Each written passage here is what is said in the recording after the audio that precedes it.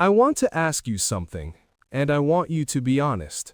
Okay, How many English words have you learned and then forgotten? that is a painful question.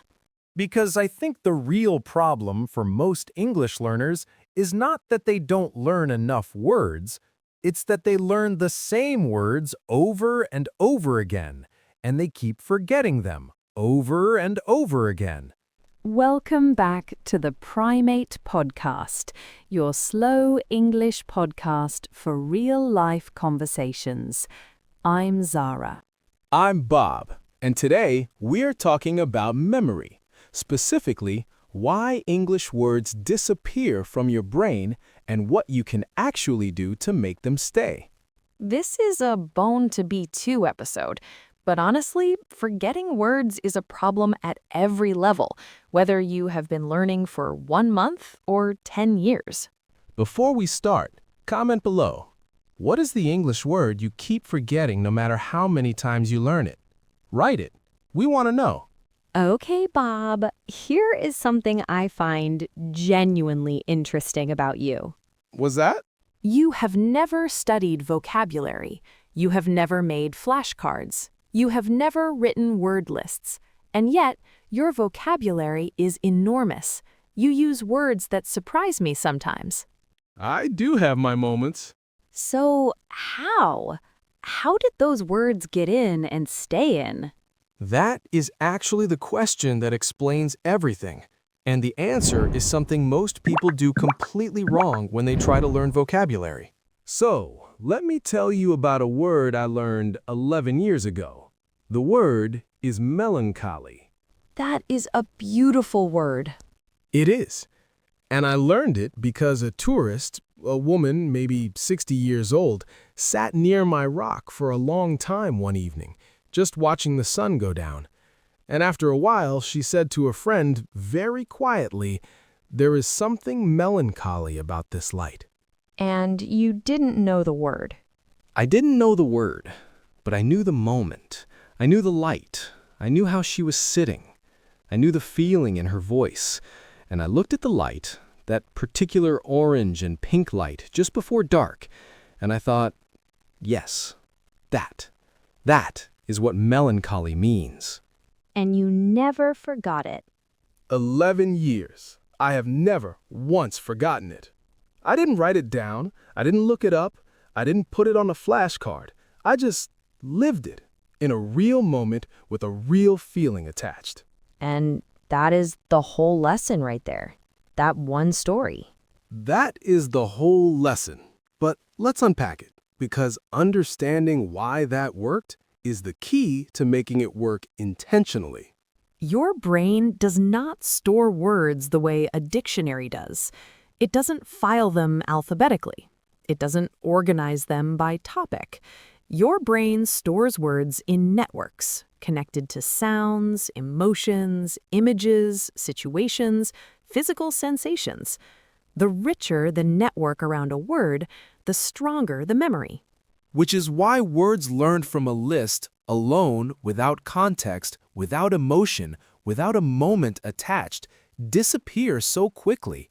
The network around them is almost empty. There is almost nothing to hold them in place. And words learned in real situations, like melancholy in that evening light, have an enormous network. Sound, image, emotion, story, physical location, all of those things anchor the word in memory. So the goal is not to learn more words. The goal is to build richer networks around the words you learn. Okay, so let's get practical, because knowing this is one thing, but you need tools. Real tools, specific things you can do starting today. First thing, and this one is the foundation of everything else. What's that? Never learn a word alone. Always learn it in a sentence, preferably in a sentence that means something to you personally. There is something melancholy about this light. Exactly, because the sentence gives you everything a definition cannot. It gives you rhythm, it gives you context, it gives you a picture, And it gives you the word in its natural habitat, surrounded by other words doing what it actually does in real life. And the more personally meaningful the sentence, the better. If you make a sentence about your own life, your own experience, your own feelings, your brain pays more attention because personal information is always prioritized. So when you learn a new word, don't just look up the definition. Find a real sentence where it lives.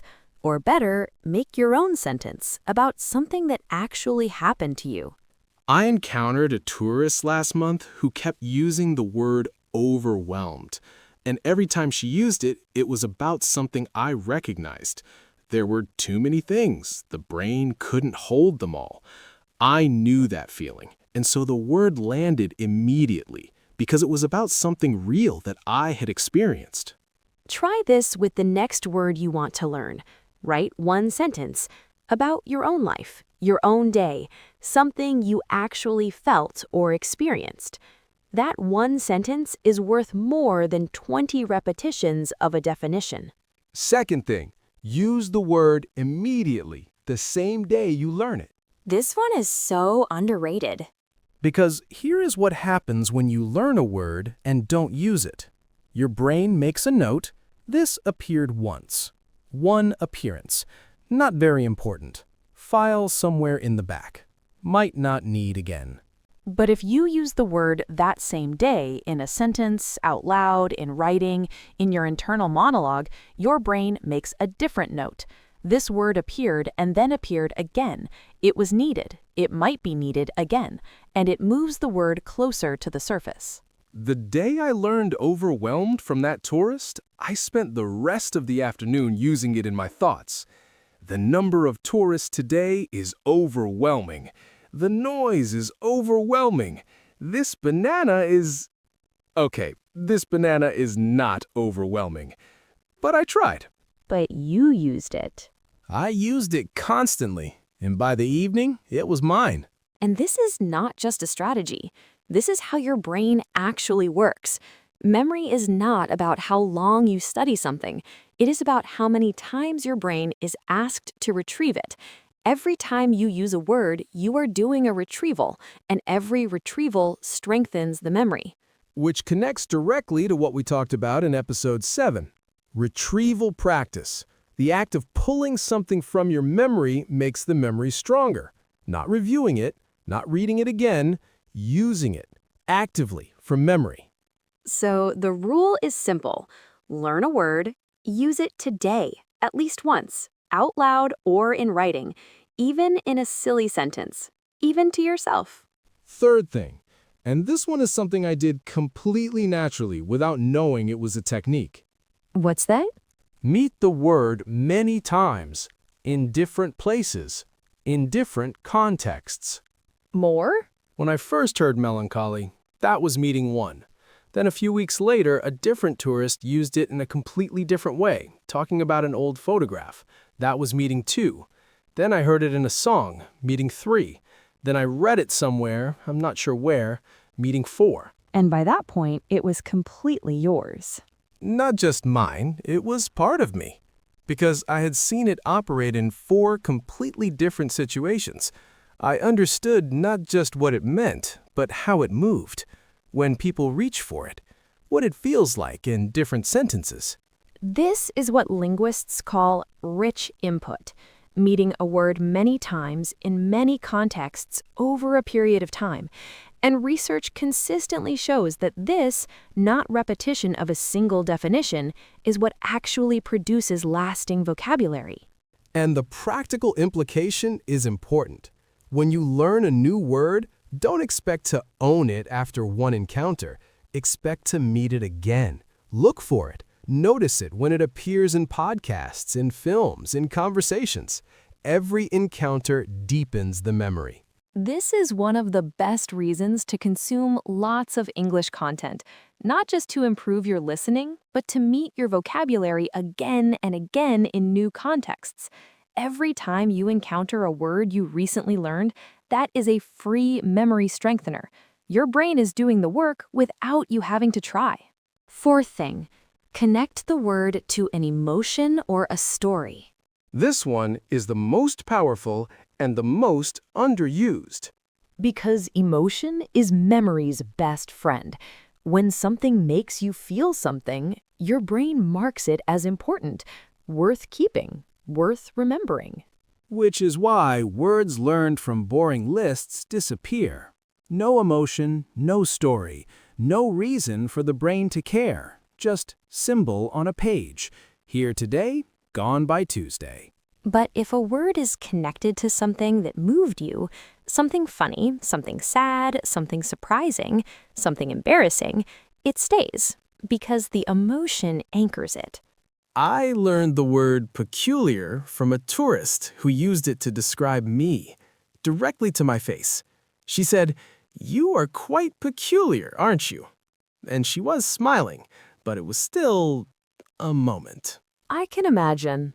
And I have never once forgotten peculiar, not for 11 years, because it has a story, it has a face, it has a moment. It has a slight feeling of being seen and judged and finding it funny all at the same time.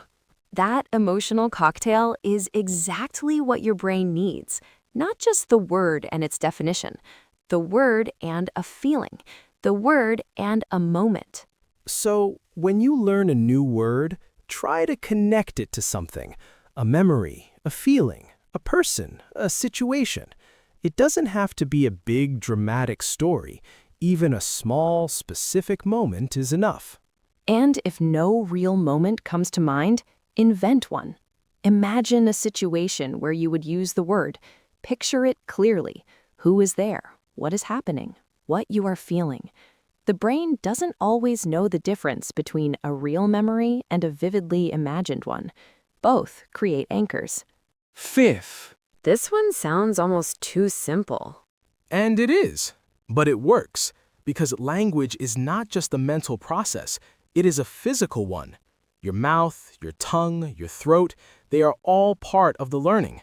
When you say a word out loud, you are training your body to produce it, and your body has its own memory. Muscle memory is the same thing that lets you type without looking at the keyboard, or play an instrument without thinking about where your fingers go. When a word lives in your muscle memory, it comes out automatically, without the delay of searching, without the freeze we talked about in episode 7. And saying it in different ways helps even more. Say it quietly, say it loudly, say it as a question, say it with surprise, say it sadly. Each different emotional delivery creates a slightly different physical experience, and multiple physical experiences mean a stronger memory. I did this with melancholy for weeks after I first heard it, just walking around, saying it to myself quietly, then drawing it out, melancholy, feeling the shape of it in my mouth, the weight of it, the way it sounds like what it means. And some words really do sound like what they mean.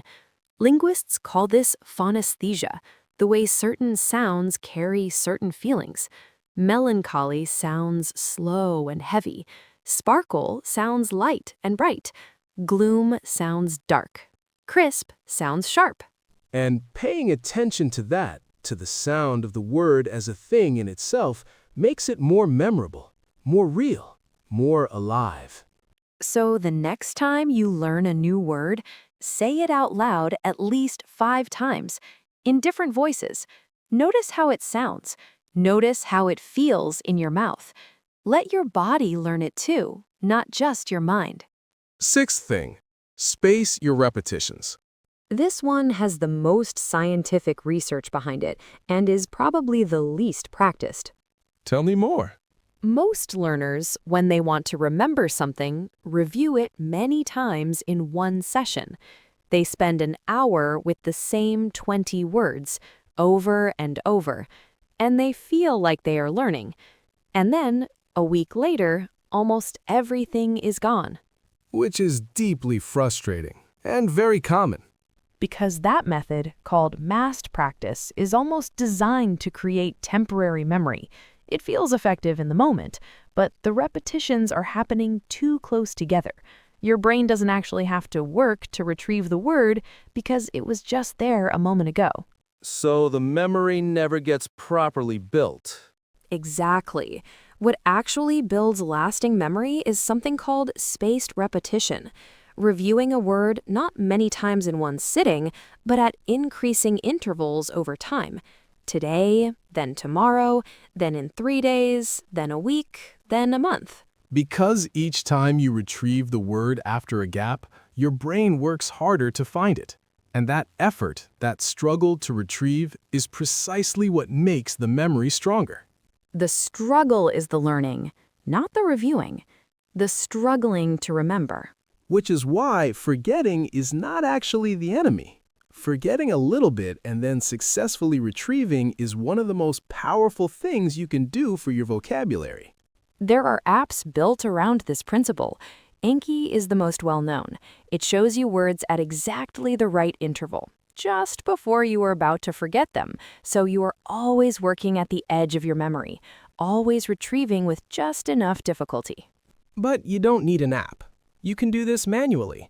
Review a word today, tomorrow, in 3 days, in a week. Even with a piece of paper and a pen, the principle works regardless of the tool. The key insight is this. Don't try to remember everything today. Trust the process of returning to it. A word reviewed 5 times over 3 weeks will outlast a word reviewed 50 times in one afternoon, every time. Seventh thing, and this one is the simplest and maybe the most honest. What's that? Care about the word. More. Genuine interest is the most powerful memory tool there is.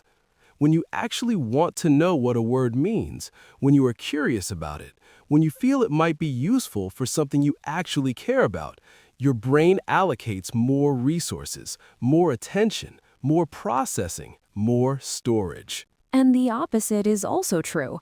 When you learn a word only because it is on a list, because it appeared in an exercise, because your teacher said it was important, but you feel nothing about it, your brain treats it as low priority, and it disappears accordingly. I never learned a word I didn't care about. Every word I know, I wanted to know. I heard it and I thought, what is that? I need to know what that is. And that curiosity, that genuine desire, is what opened the memory and let the word in. Which is one of the strongest arguments for learning English through topics you actually love. If you love cooking, learn English through cooking videos and recipes. If you love sport, learn through commentary and interviews. If you love psychology, learn through podcasts and books about psychology. Because when you care about the content, you care about the words in it. And words you care about stay. The vocabulary of your passion is always the vocabulary you remember best, because it was never work. It was just paying attention to something you loved. And that is exactly what I did for years on my rock. I cared about the tourists. I cared about their stories. I cared about what they were saying. And so the words came with the caring, naturally, permanently. Okay, before word tour, let's bring this together. The big picture. Forgetting is not a personal failure. It is not a sign that you are bad at languages. It is not evidence that your memory is broken. It is evidence that the way words were introduced to your brain did not create a strong enough network to hold them. And that is completely fixable by doing things differently. Learn words in sentences, not alone. Use them the same day. Meet them many times in many contexts. Connect them to emotions and stories. Say them out loud. Space your repetitions and care about the words you choose to learn. None of these things require more time.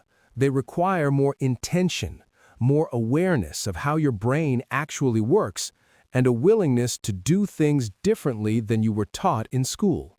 Your brain is not the problem. Your method is the problem, and methods can change. I learn English sitting on a rock, with no textbooks, no lists, no teacher, Just real moments, real feelings, real words in real sentences spoken by real people who didn't know they were teaching me.